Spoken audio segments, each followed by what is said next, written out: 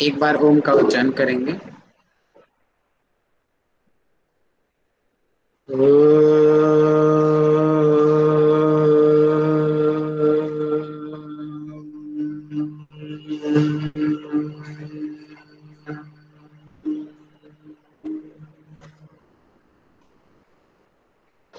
ॐ सहनाववतु सहनौ भुनक्तु सह वीर्यं करवावहै तेजस्विनावधीतमस्तु मा विद्विषावहै। ॐ शान्तिः शान्तिः शान्तिः। एक साथ प्रतिज्ञा दोहराएंगे। मैं प्रतिज्ञा करता हूँ आजीवन यम नियम का पालन करूंगा। मैं प्रतिज्ञा करता हूँ फर्स्ट अटेम्प्ट में जेआरएफ एग्जाम क्लियर करूंगा। मैं प्रतिज्ञा करता हूँ विश्व में योग का पताका फहराऊंगा। मेरी संकल्प शक्ति सुदृढ़ है, पवित्र है, अबाध्य है। ओम ओम ओम। मैं अपनी संकल्प शक्ति से सब कुछ कर सकता हूँ। ओम ओम ओम। मेरे पास अजय मनोबल है। ओम ओम ओम। शांति ही शांति ही शांति। दोनों हाथों को मिलाएं, आपस में रब करें, अपनी आंखों पर लगाएं, धीरे से आंखें खोलें। सभी को प्रणाम। वशिष्ठ संहिता की कक्षा में स्वागत है। आज हम थर्ड चैप्टर है हमारा वशिष्ठ संहिता का, उसमें हम नादानुसंधान, प्रत्याहार, अगर समय रहा तो ध्यान को भी हम पढ़ेंगे आज। आप में से ऐसे कितने लोग हैं जिनको 18 मर्मस्थल याद हो चुके हैं, जो बता सकता है स्क्रीन पर? अरे वाह, मीनाक्षी जी बताओ जी, बहुत दिनों में आई है मीनाक्षी जी आज।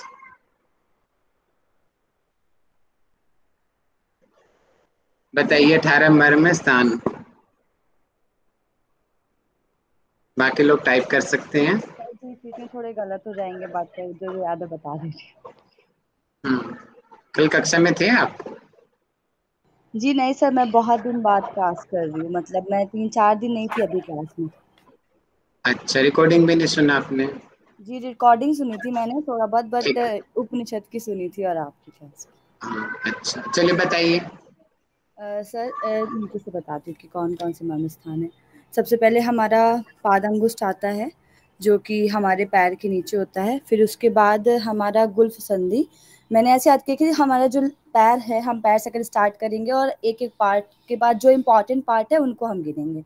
तो सबसे पहले पादांगुष्ठ जो हमारा अंगूठा होता है वो, फिर गुल्फ संधि जो हमारा एंकल है, फिर उससे ही जस्ट ऊपर हमारा पिंडिका मत, मतलब जिसको हम काफ मसल कहते हैं, वहां पर। फिर जानू मूल मतलब घुटने के नीचे, और फिर जानू मतलब घुटना, और उरु मध्य ये हमारी थाइस के पास का होता है पार्ट। पायु मूल, देह मध्य, और फिर लिंग। लिंग के बाद मेन इंपॉर्टेंट जो होता है वो नाभि। नाभि के बाद हृदय। हृदय के बाद आपका ये क्या कहते हैं, हृदय के बाद आता है कंठकूप। कंठकूप के बाद जिह्वा मूल। फिर जिह्वा मूल के बाद हमारा, हाँ, जिह्वा के ऊपर नासा मूल, फिर नेत्र, फिर उसके बाद भूमध्य, फिर ललाट, फिर ब्रह्मरंध्र।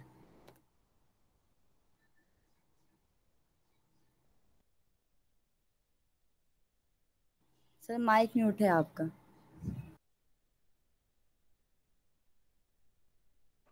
बहुत सुंदर, बहुत अच्छा बताया। देख के बताया बिना देखे बताया? सर मैंने याद किया था 10 दिन पहले। वेरी गुड, बहुत सुंदर। ऐसे ही आप याद करो। बता, कल मैंने ट्रिक भी बताई थी। कौन बताएगा मेरी वाली ट्रिक याद करने की? और ऊपर के जो 7 हैं वो उसके जातुर के हैं। हम्म 7 ब्रह्मरंध्र से, और जो हम कंठकूप तक लेते हैं, जैसे कंठकूप आता है, फिर उसके बाद जीभ आती है, फिर हम्म। नासा मूल आता है, फिर नेत्र आता है हमारा, फिर उसके बाद हमारा ये आज्ञा चक्र आता है, ये फिर उसके ऊपर ललाट आता है, उसके ऊपर ब्रह्मरंध्र आता है। फिर हम हृदय से वेरी गुड, लेके बहुत बढ़िया। वायु आगे सबसे आता है पहली और ट्रिक देह ये मध्य है तक लेंगे। कि जत्रुर्ध तो ये सात है। 6 5 होते सबसे हैं। पहले हेलो हेलो, हाँ देखिए, सबसे पहले ट्रिक जत्रुर्ध 7 है। कंठ, जिह्वा, मुंह, नासिका, आंख, माथा, ब्रह्मरंध्र। बिल्कुल सीक्वेंस में अपना हाथ रख रख के चीजें याद करो। ऐसे नीचे चले जाओ, हृदय, नाभि, लिंग, अपना देह मध्य, गुदा, फिर नीचे थाई के बीच में, घुटने के ऊपर, घुटने के नीचे पिंडली का मध्य, गुल्फ और पादंगुष्ठ। और इस बार पेपर में क्वेश्चन कैसे पूछा गया था आपसे? क्वेश्चन ये पूछा गया था कि पेपर में आया मर्म स्थल, और बताया, पूछा कि इनको सीरीज में लगाओ, सीक्वेंस में लगाओ। ठीक है, मैं आपको अभी बोलता हूँ, आप लोग मैसेज करेंगे, तब समझ आएगा आपको कितना समझ आया।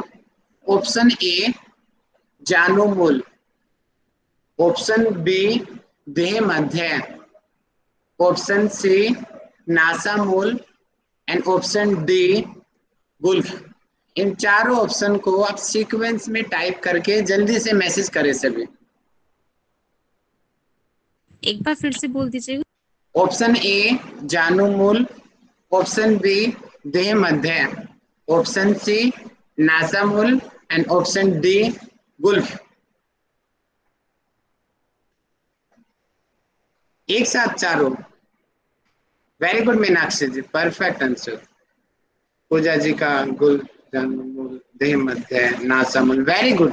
ऐसे आएंगे पेपर में, या डायरेक्ट भी पूछा जा सकता है। मैं डायरेक्ट पूछता हूं आपसे, बताएं 17वें नंबर का मर्म स्थल कौन सा है? 70 नंबर का मर्म स्थल कौन सा है? वेरी गुड मीनाक्षी जी। अब मुझे बताएं 5th नंबर का मर्म स्थल कौन सा है? 5th नंबर का मर्म स्थल कौन सा है? वेरी गुड, बहुत बढ़िया। 8 नंबर का मर्म स्थल कौन सा है? 8 नंबर का मर्म स्थल कौन सा है, बताएं। नाजीना मनोज जी गलत हो गया आपका, तो पूजा जी गलत हो गया। देह मध्य आएगा जी, पायु नहीं आएगा। पायु तो 7 नंबर का है। ये ऐसे आएंगे पेपर में क्वेश्चन, तो आपको इस तरीके से अच्छे से इनको पढ़ना है। ठीक है, समझ समझ के। ठीक है, नीचे का ट्रिक ये था। नीचे है हमारे पैरों में 6 और गले से ऊपर 7, बच गए बीच वाले। 6 और 7 13, और बच गए बीच के 5 18। तो इस तरीके से आप इनको ऐसे भी याद कर सकते हो। अब मुझे बताएंगे ऐसा और कौन सा ग्रंथ है जिसमें मर्म स्थलों के बारे में बताया गया है? ऋषिकेश ऋषि को ब्राह्मण। ब्राह्मण। ऋषि को ब्राह्मणोपनिषद। ब्राह्मण। बहुत बढ़िया राधिका जी। कितने मर्म स्थल बताए हैं वहां पर ऋषि को ब्राह्मणोपनिषद में? 18 एक बताए थे। बहुत बढ़िया। अच्छा, एक ग्रंथ में आधार भी बताए गए हैं, कोई मुझे बताएगा वो आधार क्या है? 16 आधार। गोरक्ष में 16 आधार। 16 आधार। और 16 आधार का संबंध किस बंध के साथ में है? जालंधर बंद। जालंधर वेरी बंद। गुड। ठीक है, और इनका वर्णन किन किन जगह पर किया है? इस तरीके से आप कंपैरेटिव याद कर लेना, बना करके चार्ट। ठीक है, अपना कॉपी पर अच्छे से। चलिए हम आगे बढ़ते हैं। अभी हमने कल किया था हमने केवल कुंभक तक कर लिया था, है ना? उससे आगे हम बात करते हैं।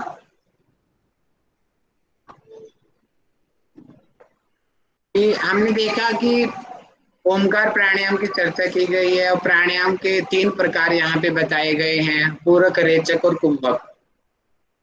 ओमकार प्राणायाम में वो अलग अलग उसमें ध्यान करना है देवी देवताओं का। एक बार देख लेते, नजर निकाल लेते हैं। यहाँ से क्वेश्चन आने की पॉसिबिलिटी बहुत ज्यादा है। आकार, उकार, मकार, ये प्राणायाम बताया गया है पूरक, कुंभक, रेचक के साथ में। वर्ण बताया लाल, सफेद और सफेद। वाहन में, यानी कि पहले देवी याद कर लो। देवी याद होते ही वाहन, अस्त्र, आयु अपने आप याद हो जाएंगे आपको। गायत्री देवी, लक्ष्मी और सावित्री। अब गायत्री का आपको पता है कि उसका जो हंस होती है सवारी, लक्ष्मी। लक्ष्मी का संबंध क्या है? लक्ष्मी का संबंध जो है हमारे विष्णु जी के साथ में है, और विष्णु जी की सवारी गरुड़ है, और उनका अस्त्र चक्र है, और इनकी आयु ये युवा है।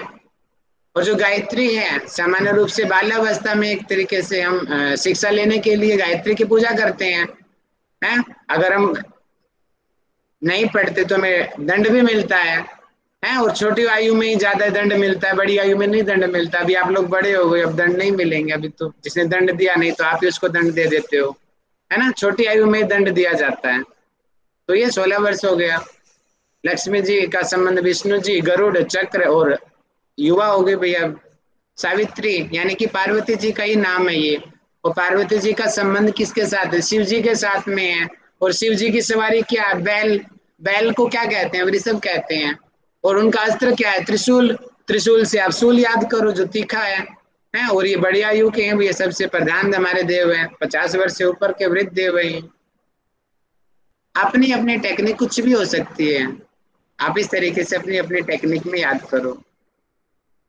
ओमकार प्राणायाम में बताया गया मात्रा 16, 64 और 32 बताई है।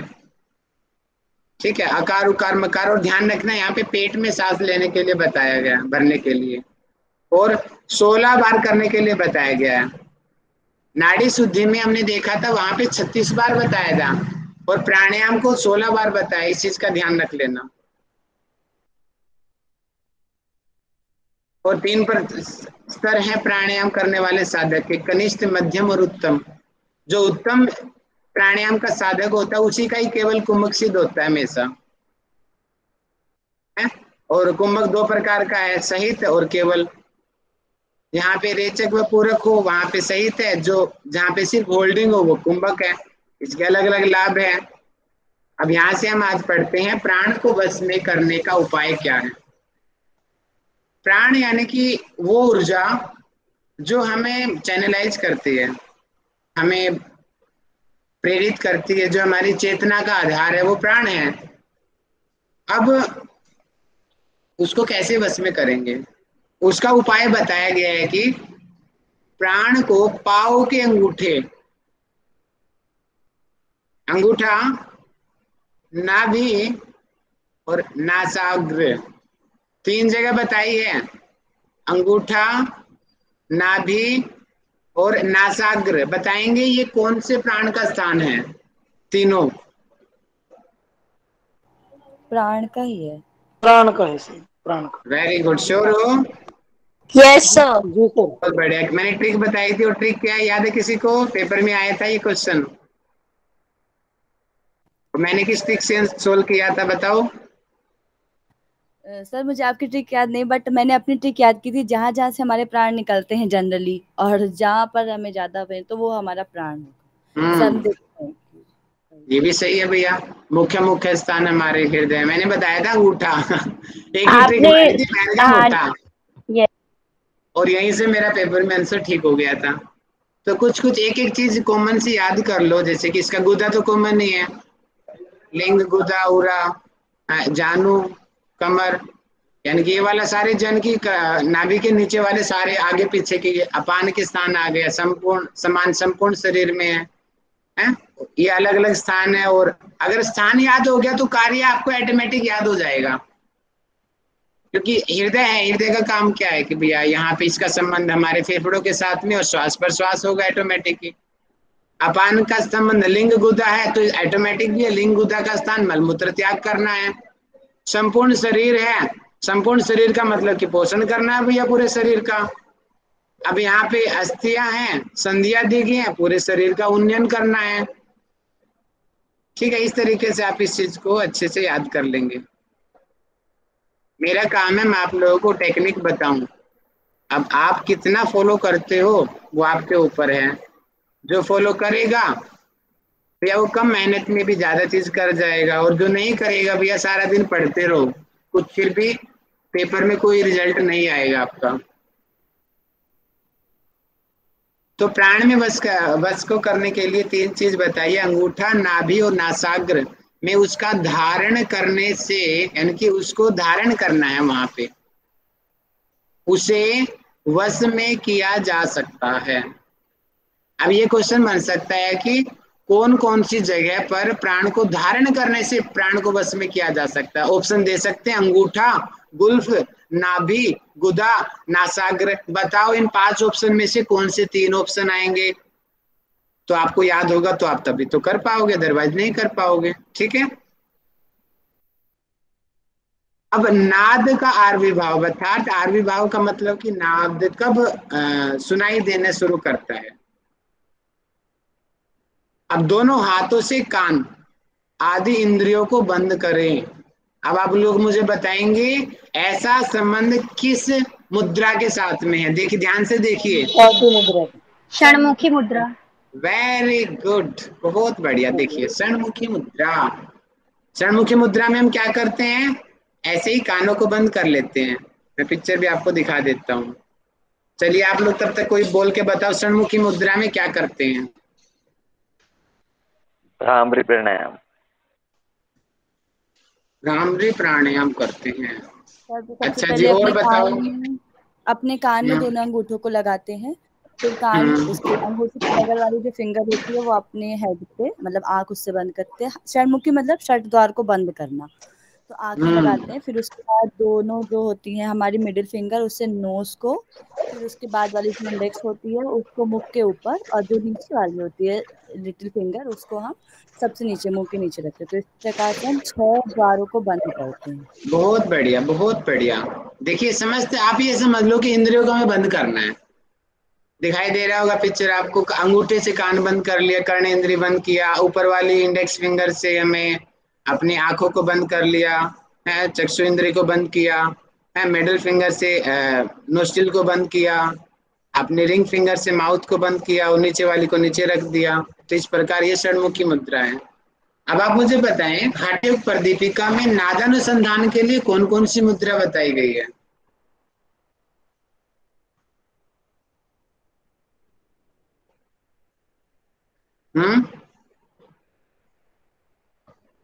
नहीं पता, भूल गई? भैया, कंपैरेटिव नहीं करोगे तो ऐसा ही होएगा। वहां पे क्या बताया गया? वहां पे 2 चीज बताई है हठयोग प्रदीपिका में। एक तो यही बताइए षणमुखी मुद्रा, और दूसरा बताया कि आसन वहां पे मुक्त आसन दिया है, और मुक्त आसन यानी कि सिद्धासन दिया है। ठीक है, और वहाँ पे सांभवी भी बोला है ना शायद। सांभवी और षणमुखी दोनों बताए हैं वहां पे। इसलिए मैंने बोला कि कौन कौन सी मुद्रा था। 2 मुद्राओं का वर्णन है ना, वहां पे पढ़ लेना चतुर्थ उपदेश में। और दूसरी बात मैं आपको बता देता हूँ, मैं ये चीजें पढ़ के नहीं आता हूँ, बहुत कम पढ़ता हूँ। आपके सामने ऑटोमेटिक मुझे याद आ जाती है चीजें, कैसे पढ़ाना है, कैसे कौन सी किस चीज का एग्जाम्पल देना है। तो जब आप लोगों का भी अभ्यास बढ़ेगा ना, आप लोग भी स्तर पे आ जाओगे अपने आप। उसके बाद में आपको चार्ट की जरूरत नहीं पड़ेगी, वो चार्ट आपके दिमाग में छप चुका होगा, लेकिन शुरू में चार्ट की जरूरत पड़ेगी। अब आगे क्या होगा? जब ऐसा कर लेंगे, यथाशक्ति बंद कर लेंगे, अर्थात उसको ज्यादा ना बहुत ओवर करना, ना कम करना है, यथाशक्ति करना है। स्फटिक मणि के समान, अर्थात स्फटिक मणि की ऐसी मणि जिसके अंदर कोई छल कपट नहीं है। सामान्य रूप से जैसे बच्चा होता है ना, बच्चा स्फटिक मणि होता है, वो कोई बात छुपा नहीं सकता किसी से। जो उसके मन में होगा वो सब बता देता है कि मम्मी ने ये किया, पापा ने ये किया, भैया ने ये किया, क्योंकि वो शुद्ध होता है, कोई छल कपट नहीं है उसके अंदर। ऐसी स्फटिक मणि होती है। स्फटिक मणि जो लाइट आएगी उसको कई गुना करके बढ़ा देती है। वो बताएंगे स्फटिक मणि का वर्णन किस ग्रंथ में किया गया है? योग दर्शन में भी बोला गया है। बहुत बढ़िया। कौन से सूत्र में सुनाएंगे सूत्र को?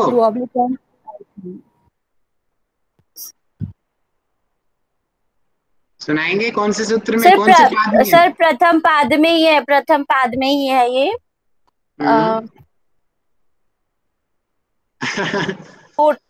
सर 30 के बाद ही है, 30 के बाद है। मतलब 40 तो परमाणु वाला है। ना 40 के बाद ही, 40 के जस्ट बाद ही 41। कौन बताएगा 41? सर मणिग्रहीतृ ग्रहण ग्राह्येषु तजंता समापत्ति। वेरी गुड, वहां पर भी मणि का प्रयोग किया गया शब्द का। ठीक है, ऐसे क्वेश्चन बनते हैं भैया पेपर में। ठीक है, अब आगे क्या कहा गया है, यानी कि हम उसकी तरह स्वच्छ हो जाते हैं हमारा, और समान स्वच्छ नाद, जब ऐसा हो जाएगा तो हमें स्वच्छ नाद सुनाई देगा। क्योंकि स्फटिक मणि का मतलब मैंने बच्चे का एग्जाम्पल से लिया है, क्योंकि जब कोई छल कपट नहीं होएगा तो एक्चुअलिटी सामने आएगी, सच सामने आएगा, और छल कपट वाला कभी सच सामने नहीं आएगा, क्योंकि कुछ ना कुछ बात छुपा लेगा, है? तो जब हमारा अंदर से पूरी तरीके से जब हम खाली होंगे हमारा दिमाग, तभी तो हमें कुछ सुनाई देगा अंदर से, अदरवाइज नहीं सुनाई देगा। और कैसे और कहाँ क्या सुनाई देगा उसके बारे में देखते हैं।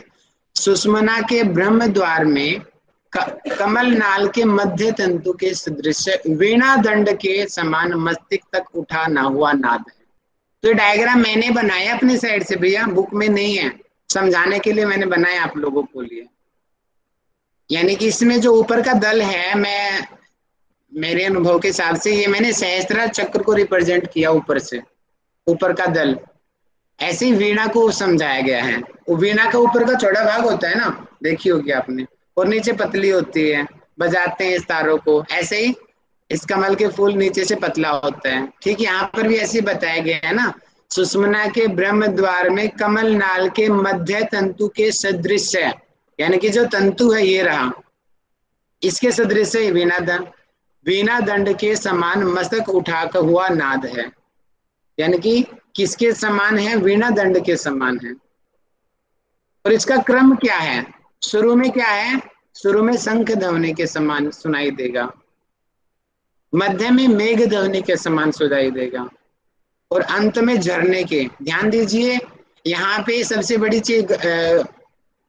चेंज ये है, सामान्य रूप से जब हम देखते हैं नाद को, स्टार्टिंग में हमें स्थूल दिखाई सुनाई देता है। ट्यूब पर दीपिका पे याद होगा ना, वहां पे मेघ, झरना, ऐसी पहले स्टार्टिंग में बड़ी बड़ी ध्वनि सुनाई देती है, और बाद में धीरे धीरे किण किण, वीणा का नाद, भ्रमर नाद, लास्ट तक सूक्ष्म हो जाते हैं। लेकिन यहाँ पे उल्टा दिया है, यहाँ पे स्टार्टिंग में शंख ध्वनि दिया है, उसके बाद में मेघ की कितनी ध्वनि होती है, पूरा कांप जाते हैं ना जब बारिश में मेघ कांप ध्वनि करते हैं तो। और झरने की तो इतनी तेज ध्वनि होती है भैया, कोई झरने के पास गया होगा उसको पता चल जाएगा, कुछ नहीं सुनाई देता, इतना तेज होता है पानी का बहाव। तो यहाँ पे प्रारंभ मध्य से अंत तक इस तरीके से जो है नाद सुनाई देता है, ये नाद का क्रम हो गया। अब यहाँ पे सीधा आसन का वर्णन तो किया नहीं है, बस इस संहिता में 10 आसन हैं। लेकिन स्वस्तिक आसन को जब हम पढ़ते हैं, स्वस्तिक आसन की 2 विधि बताई गई है वशिष्ठ संहिता में। एक विधि तो सामान्य स्वस्तिक आसन की है, और दूसरी विधि सिद्ध आसन वाली है। इसलिए मैंने यहाँ पे मैंने अपनी साइड से ऐड कर दिया कि वशिष्ठ संहिता का स्वस्तिक आसन की तरह है, क्योंकि वहां पे जो लाइनें जो ग्रंथ में मेंशन किया है ना, ग्रंथ में नाम नहीं दिया आसन का, ग्रंथ में ये लाइनें दिया हुआ है कि अपनी एड़ी को योनि स्थान पे लगा लो, दूसरे उसके ऊपर रख लो, और उसके बाद में ये चीजें करो। वो पूरा का पूरा चीज वहां पे बताई गई है। इसलिए मैंने आपकी सरलता के लिए मैंने आसन का नाम यहाँ पे दे दिया, ताकि आपको जल्दी चीजें याद हो जाएं। तो स्वस्तिक आसन की तरह, यानी कि सिद्धासन की तरह बैठकर गर्दन, मस्तक, कंधे, पीठ और पेट को सीधी अवस्था में रख लेना है। और यहाँ पे एक चीज विशेष है, इसको ध्यान दीजिए, दाएं टखने को देखना है भैया। इसका मतलब लेफ्ट लेग नीचे है, राइट ऊपर है, इसका ये मतलब है। और जालंधर बंद लगाया हुआ है उसने, और आंखें भी खुली हैं, तभी तो देखोगे, बंद नहीं किया, इसका मतलब आंखें।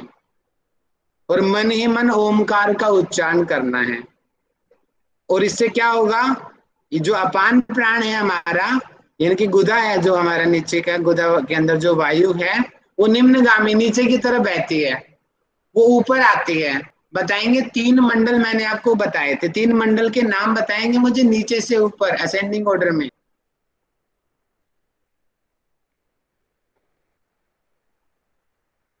सूर्यमंडल, चंद्र, अभिमंडल।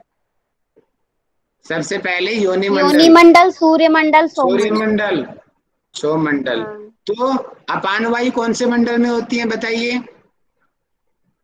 योनि मंडल, योनि मंडल में। समान वायु कौन से मंडल में होती है? नाभि, सूर्यमंडल, ठीक है। और जो हमारी उदान वायु कौन से मंडल में होती है? सौमंडल। ठीक है। तो यहाँ पे क्या कहा गया है, मंडलों के देखो नाम दिए गए हैं कि अपान वायु अग्नि मंडल में पहुंचाकर, इसका मतलब क्या है बताएंगे? कौन सा अभ्यास यहाँ पे किया गया होगा कि पहुंच गई वहां पे? अनुमान लगाइए। मूलबंध। वेरी गुड, मूलबंध या फिर अश्विनी क्रिया, ऐसा हो सकता है। उसी के जरिए तो हम अपान को ऊपर उठाते हैं। तो यहाँ पे देखिए, क्योंकि ऊपर उठाए के ना की बात कही गई है, अपान नीचे है, उसको ऊपर उठाने की बात कही गई है। तो सामान्य से यहाँ पे हम बुक में नहीं दिया है, लेकिन हम अनुमान लगाते हैं कि शायद यहाँ पे मूलबंध का अभ्यास किया है, तभी तो वो ऊपर गई है। अग्निमंडल में पहुंचकर वही अग्नि के साथ स्थिर हो जाता है। और उसके बाद में क्या होगा? अग्नि वश में न हो तब अस्थिर चित्त वाले इस प्रकार से अभ्यास करें। यानी कि जिनकी अग्नि वश में नहीं होती है वो इस तरीके से अभ्यास करो। अच्छा, ये नीचे बताया गया है, आगे क्या बता? रुकिए एक मिनट पढ़ लेते हैं एक बार दोबारा से। तब प्राण को धीरे धीरे वहनी मंडल से, अच्छा ओके, जिनकी वश में है उनको तो समस्या ही नहीं है। अब जिनकी वश में नहीं है उनको ये वाला मेथड अपनाना है, अपान वायु को अग्निमंडल में ले जाने वाला। अब उसके बाद की स्थिति क्या बताई है? तब प्राण को धीरे धीरे वहनी मंडल से, अर्थात सूर्यमंडल से, सूर्यमंडल वहनी मंडल एक ही बात है, से ऊपर ले जाए और नाभि को देखते हुए मन में ओमकार का जप करें। नाभि, अब दृष्टि नाभि पर आ गई है, पहले कहां पर दृष्टि थी बताइए?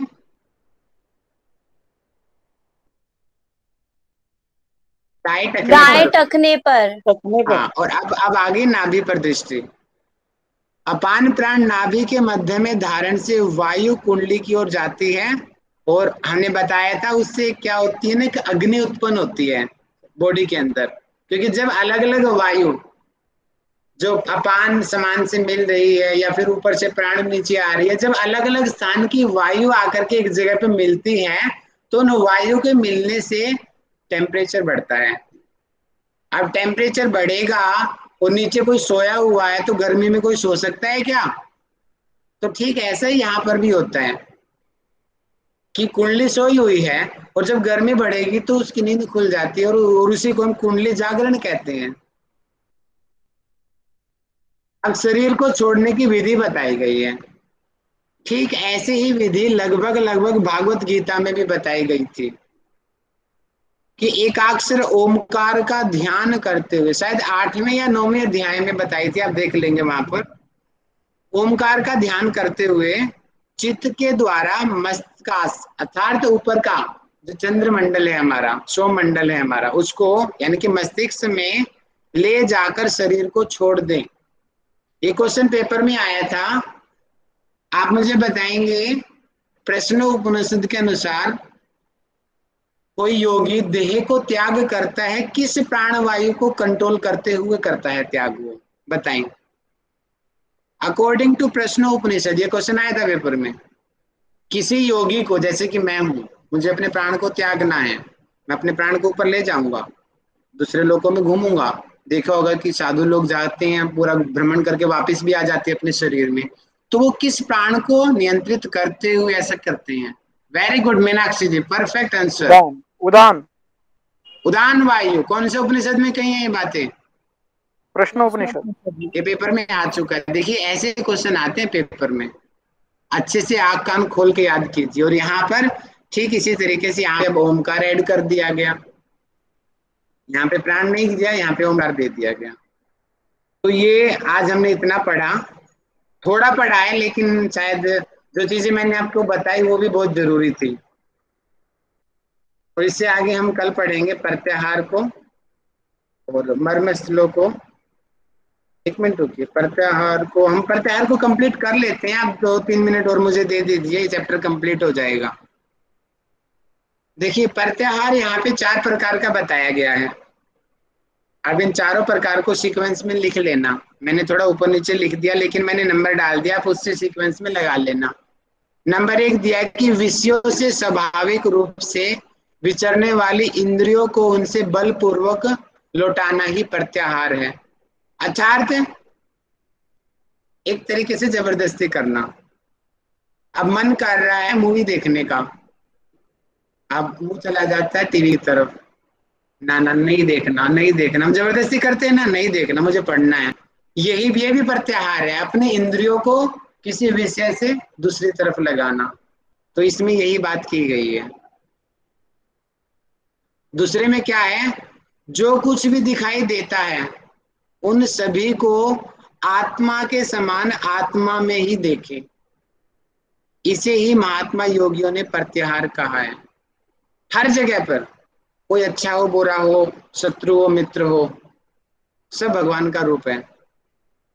तो वो आत्मा का आत्मा ही में देखना, ये भी यहाँ पे प्रत्याहार की डेफिनेशन आप देख लेंगे। ये कौन से ग्रंथ में बताई गई है आत्मा में आत्मा देखना प्रत्याहार है, बताइए। गीता में भी बताया गया, भगवद गीता। वेरी गुड, भगवत गीता में भी बताया है, यहाँ पर भी बताया गया, वेरी गुड। और यहाँ पे किसी प्रकार का प्रत्याहार बताया गया है कि शरीर धारियों के लिए, अर्थात हम लोग जो शरीर धारण किए हुआ है, नित्य विहित कर्म, अर्थात जो नित्य कर्म किए जाते हैं, जैसे कि स्नान करना, संध्या करना, पूजा करना, खाना खाना, ये नित्य कर्म है हमारे। कर्मों को बिना किसी आडंबर के अपनी आत्मा में अनुष्ठान करना, अर्थात अपने कर्तव्य भाव से करना कि हमें भी करना ही करना है, ये भी प्रत्याहार है। ये तीसरा प्रकार है प्रत्याहार का। और चौथा प्रकार है उत्तम प्रत्याहार, सबसे बेस्ट प्रकार, इसका नाम ही उत्तम प्रत्याहार दे दिया यहाँ पे। 18 मर्म स्थल हमने अभी पढ़े थे कि नीचे अंगूठा है, गुल्फ है, पिंडली है, जानु है, जानुमूल है, उरु है, गुदा है, देह मध्य है, लिंग है, नाभि है, हृदय है, कंठमूल है, जीवामूल है, नासामूल है, नेत्र है, ललाट है, ब्रह्मरंध्र। ये 18 मर्म स्थलों के नाम है सीक्वेंस में। अब यहाँ पे क्या बताया गया कि 18 मर्म स्थानों में वायु को स्थिर करना और उसके बाद में एक एक स्थान से उचित रीति से वायु को खींचना होता है, उसे ही प्रत्याहार कहते हैं। जैसे मैं मान लेता हूं कि हृदय स्थान पे मेरा ये यहाँ पे वायु है और हृदय के बाद में मेरा अगला जो मर्म स्थल है कंठकूप है, कंठमूल है, ठीक है। अब मुझे उस प्राण को ऊपर की तरफ ले जाना है, एक मर्म से दूसरे मर्म में ले जाना, उससे ऊपर ले जाना। इसका अभ्यास हम करते हैं योग निद्रा में। आप लोगों को याद होगा ना, योग निद्रा कायोत्सर्ग का जब अभ्यास किया जाता है, प्रेक्षा ध्यान में ये चीजें आती हैं। बोलते हैं ना, अपना ध्यान अंगूठे पे लगाएं, शांत हो रहा है, शांत हो रहा है, टखने पर लगाएं, पिंडली पर लगाएं, एक एक करके हम ऊपर जाते हैं ना, पूरे शरीर में भ्रमण करते हैं। ठीक वही है, ये प्राण को हम आगे बढ़ा रहे हैं। तो ये अब यहाँ से कोरिलेशन बना सकते हैं।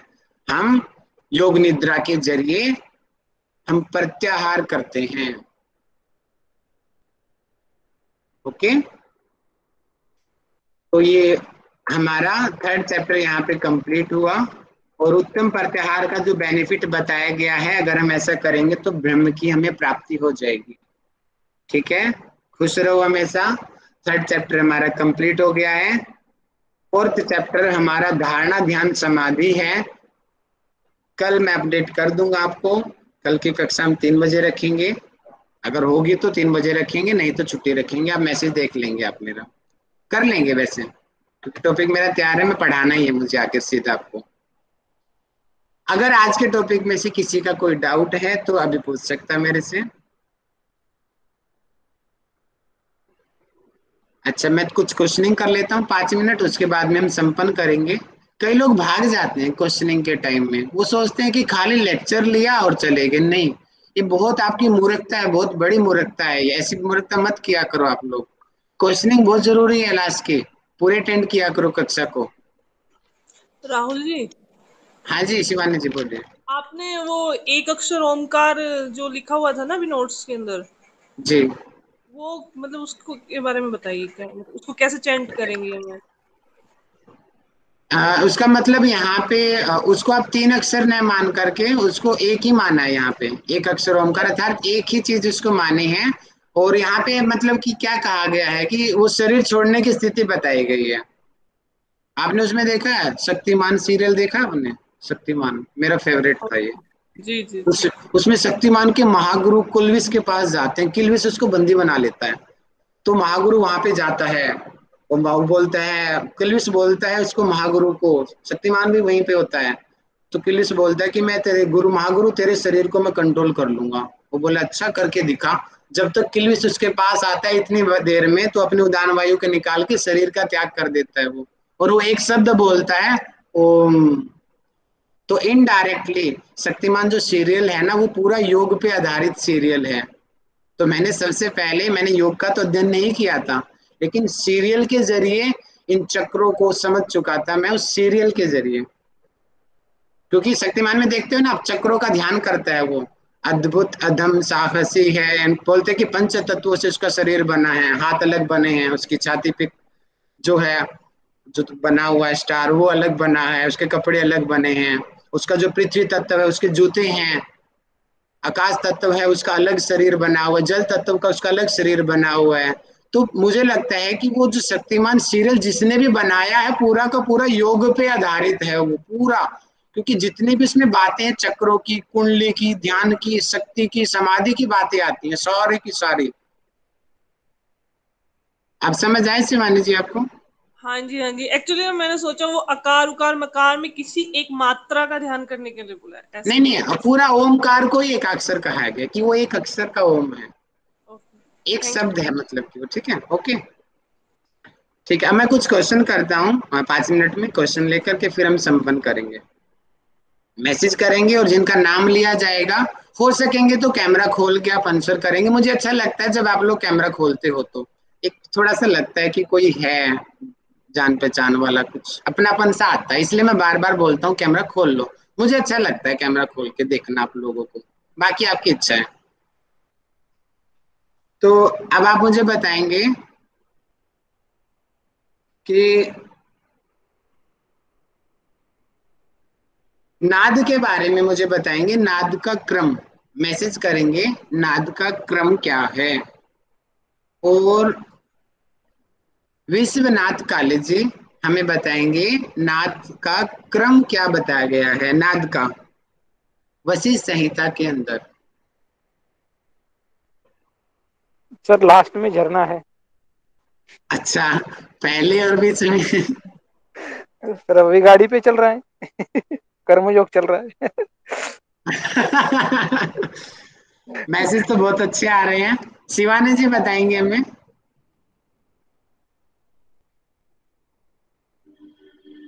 जी। उसमें क्या होता है कि नाद के कर्म में सबसे पहले हम शंख की आवाज मतलब सुनाई देती है। उसके बाद हमें मेघ मेघ बादलों के गरजने टाइप, मतलब जो बादलों की आवाज वो सुनाई देती है। उसके बाद हमें झरने की साउंड जो है वो सुनाई देती है। बहुत बढ़िया, very good Shivani ji, thank you so much जी, थैंक यू। अगला आंसर मुझे करेंगे कि नाद सुनने के लिए शरीर की स्थिति क्या बताई गई है। मैसेज करेंगे, मैसेज बाकी बहुत अच्छा कर रहे हैं, धर्मिष्ठा जी, आशा राणे मैडम, बहुत बढ़िया, ऐसे मैसेज करो। और मुझे चलिए भारती माली जी बताएंगी नाद सुनने के लिए शरीर की स्थिति कौन सी होनी चाहिए। सिद्धासन की, स्वस्तिक आसन या सिद्धासन। ठीक है, और क्या विशेष बताया वहां पे?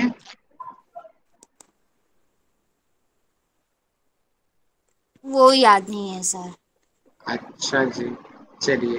तो वहां पे विशेष आसन का विशेष नाम नहीं दिया है, लेकिन मुद्रा का विशेष चर्चा है। ठीक है, जी मुद्रा में सर। क्या बताया गया है, कौन सी मुद्रा भारती जी बताइए। योनि मुद्रा। अरे योनि अरे मुद्रा सॉरी कहाँ से आ सॉरी, गई? अरे सॉरी सर, वो षडमुखी मुद्रा। ठीक है, ओके जी, ठीक है, घबरा दिया था मैं, ये कहाँ से आ गई एकदम से। ओके जी, जी जी सर, चलिए सॉरी सर। कोई बात नहीं, होता है। अब आप मुझे बताएंगे प्रत्याहार कितने प्रकार का होता है, मुझे बताएंगे पूजा मिश्रा जी। जी सर। इसमें पहला प्रत्याहार प्रत्याहार, हाँ, 4 प्रकार है, पहला बताइए। Okay sir. पहले भी बताया गया कि विषयों से इंद्रियों को विरक्त करना है। आपने एग्जाम्पल दिया कि मतलब जो हमारी इंद्रियों को करने का इच्छा हो रहा है उसको उससे अलग कर देना ही हमारा पहले प्रकार का प्रत्याहार है, यानी बहुत बलपूर्वक उसको लौटाना है उसके विषयों से। हाँ, बलपूर्वक लगाना है, ये भी प्रत्याहार है। बहुत सारे एग्जाम्पल्स हो सकते हैं, है ना। कई बार कोई पर्सन जी हमें सर। परेशान करता है कि भैया उस पर्सन को ही दूर करने की हम कोशिश करते हैं, ये भी प्रत्याहार है। हाँ, रिजल्ट आए ना आए वो अलग विषय है, लेकिन कोशिश करना ये भी प्रत्याहार के अंतर्गत ही आता है। सेकंड प्रत्याहार के बारे में मुझे कौन बताएगा? मनोज पाल जी बताएंगे। सर नहीं पता सर। अरे मनोज जी कक्षा सर में मैं हो। सर नहीं सर, मैं लिख नहीं पाया था, मेरे पास कोई आ गया था सर उस टाइम में। भैया राधिका मैं जी बताऊं? बताएंगे।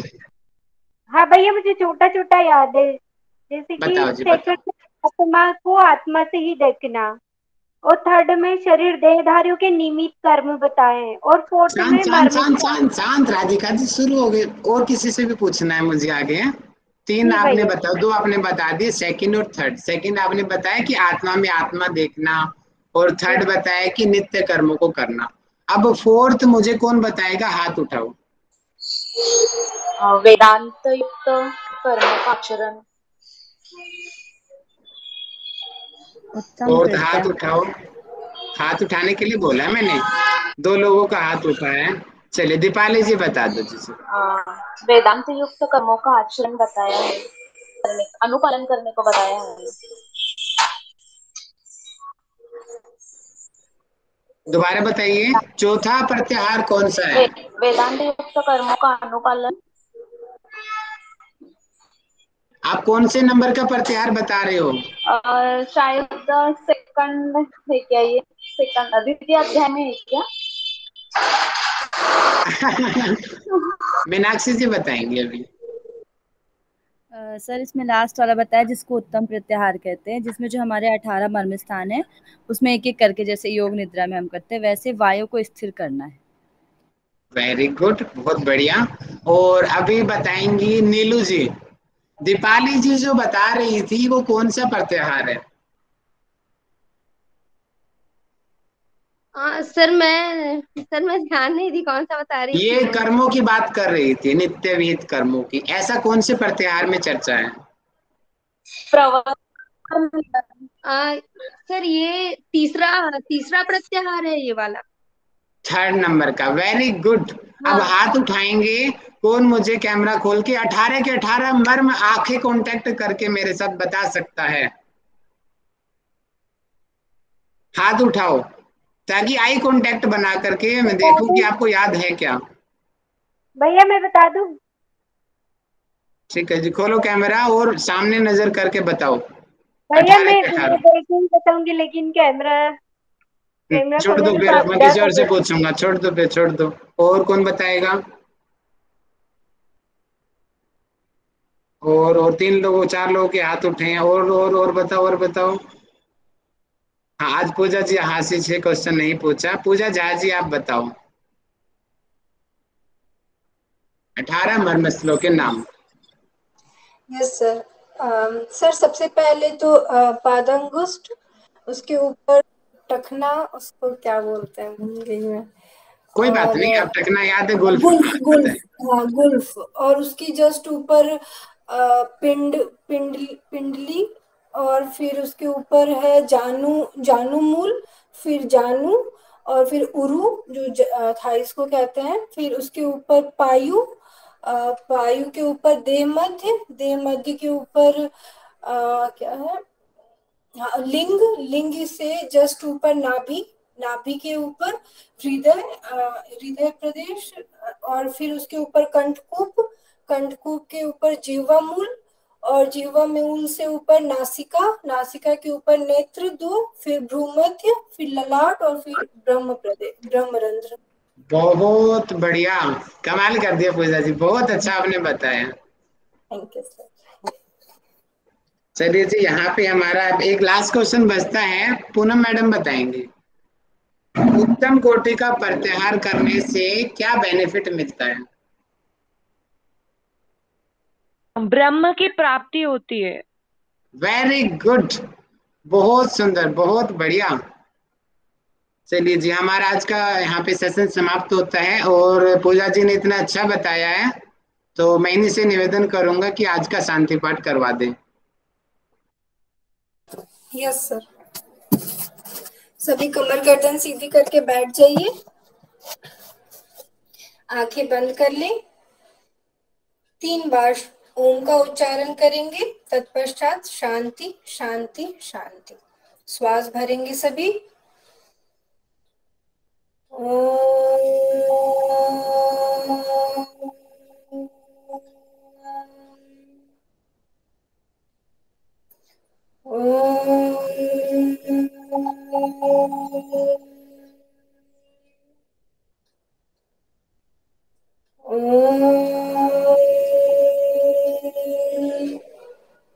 सर्वे भवन्तु सुखिनः, सर्वे सन्तु निरामयाः, सर्वे भद्राणि पश्यन्तु, मा कश्चित् दुःखभाग् भवेत्।